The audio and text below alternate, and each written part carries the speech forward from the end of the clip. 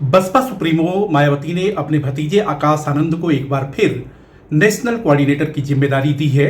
आज उन्होंने बाकायदा एक फैसला किया और उस फैसले में कहा कि आकाश आनंद के आने से पार्टी में नई ऊर्जा का जोश होगा, संचार होगा और ये सब कहते हुए उन्होंने जिम्मेदारी दी। यहाँ हम आपको बता दें कि बसपा ने 3 नेशनल कोऑर्डिनेटर पहले से अपॉइंट कर रखे हैं, जिसमें रामजी गौतम, रणधीर बेनीवाल और राजाराम शामिल हैं।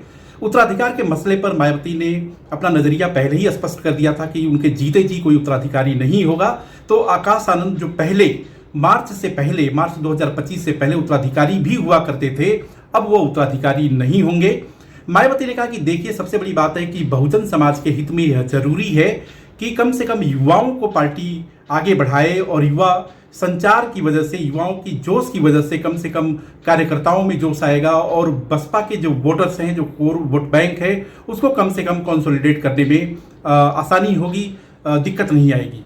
लेकिन यह पूरी कहानी क्या थी, इसको समझना भी जरूरी है। मार्च 2025 से पहले, यानी कि आकाश आनंद को पार्टी से निकाले जाने के पहले मायावती ने एक लंबा चौड़ा ट्वीट किया था और जिसमें चिट्ठी भी लिखी थी। उसमें यह बताया था कि कैसे आकाश आनंद अपने ससुर के प्रभाव में, अपनी पत्नी के प्रभाव में है और उसकी वजह से पार्टी का नुकसान हो रहा है, लिहाजा पार्टी उसको बर्दाश्त नहीं कर सकती। और यह सब कहते हुए उनको पार्टी से बाहर का रास्ता दिखा दिया।